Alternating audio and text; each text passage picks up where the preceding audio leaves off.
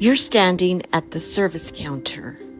You've just spent 2 minutes explaining the problem, where the water shows up, what the weather was doing, which trip you noticed it on. The service writer is typing while you talk. Not all of it, some of it. Then they turn the screen or hand you a printout and say, "Just sign here." And you sign it because you're tired, because there's a line behind you, and because the person in front of you seems perfectly nice and you have no reason to think anything is wrong. Here's what just happened.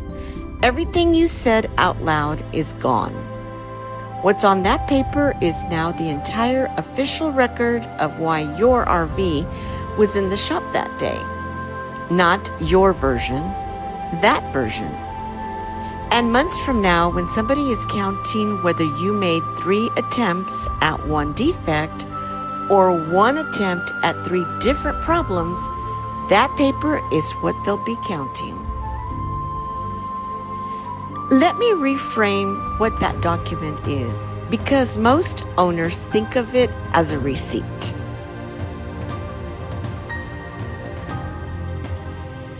It isn't. It's the evidence. Your memory of what you reported carries no weight. Your phone call carries no weight. What survives is the written record, and in this process, the repair order is the primary one.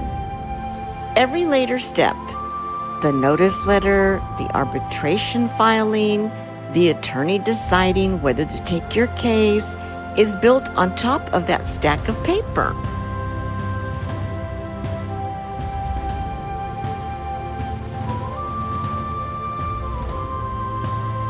Which means the accuracy of the words on it is not a formality.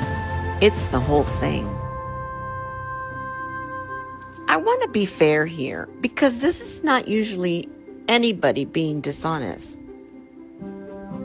A service writer is capturing a 2-minute conversation in one line of a database field at speed 20 times a day in a system with drop-down menus that don't quite fit what you said. Drift happens because of compression and haste far more often than because of bad faith. Assume good intent and check the paper anyway. There are 3 ways it goes sideways. Number 1, your specific complaint becomes a general one. You said water is coming in at the front cap seam on the driver's side.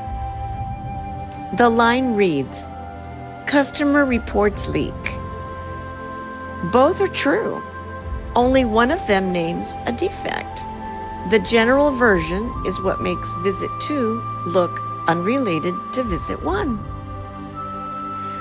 Number 2, your complaint becomes a different complaint. You reported water at the front cap. The paper says water at the roof vent because that's what the tech found and looked at. Now the record says you complained about the vent. Your actual defect was never officially reported that day at all. Number 3, the visit records no complaint. Could not duplicate. Nothing found. And a lot of owners walk away from that visit feeling like it didn't count, like it was a wasted afternoon that doesn't go on the tally. That third one matters more than people realize. A visit where the facility could not reproduce the problem is still a visit. You still surrendered the unit. It still belongs in your record. Whether it counts toward any particular threshold is a question for your state's law and an attorney. But you cannot argue about a visit that isn't written down anywhere. So here's the habit, and it takes about 40 seconds. Before you sign, read the complaint line. Not the work performed, the complaint. Does it describe the problem you actually reported in words close to the ones you used? If it doesn't, say so at the counter. Politely, right there before you sign. Most service writers will fix it without any friction at all because it costs them nothing and it takes 10 seconds. What you're asking for isn't unreasonable. You're asking that the documents say what you said. Sometimes the system won't let them, or they say the text notes have to stay as written, or you get, "That's just how we log it." Don't argue. You have a better move, and it takes 2 minutes in the parking lot. Send an email that same day to the service department, to whoever you've been dealing with, short and completely unemotional. It's going to go something like this. Following up on today's visit, RO number such and such, to confirm the complaint I reported. Water intrusion at the front cap seam driver's side. Please let me know if anything differs from your record. That's it. No accusation, no argument about the paperwork. What you've just created is a dated record in writing that the complaint you reported was the same one you reported the previous 3 times. If the repair orders drift, the email chain doesn't, and email dates itself, which is the entire reason it beats a phone call.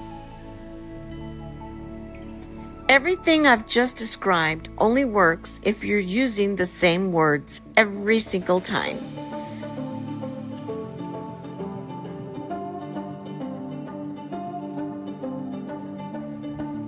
That's why I keep coming back to it. Fix the wording of each defect once. Water intrusion at front cap seam driver's side, and then use it identically at the counter on the email every visit for as long as it takes, because the entire failure mode here is a record that describes one problem in 6 different ways across 8 months. Nobody reading that file can tell it's one defect, not because they're being difficult, because it genuinely doesn't look like one on paper. The 3 things you need to start doing now. Get a written repair order every single visit, including the ones where nothing was found, including the ones where they just looked and sent you home. If you leave without paper, you were never there. Read the complaint line before you sign and correct it at the counter, 40 seconds. Photograph or scan every repair order the day you get it. Never let a document leave your hands as the only copy. Glove box paper gets lost, and it always gets lost in month 9. None of this requires you to be right about the law. It doesn't require you to know whether your state covers your rig, or what any threshold is, or whether you have a case at all. It requires you to make sure the paper says what happened. That's it. That's the whole job. And it's the one part of this entire process that's completely inside your control, starting with your very next service visit. I built the worksheets I use for this into a kit, and it's linked below if you want the structure already built. But do the habit either way.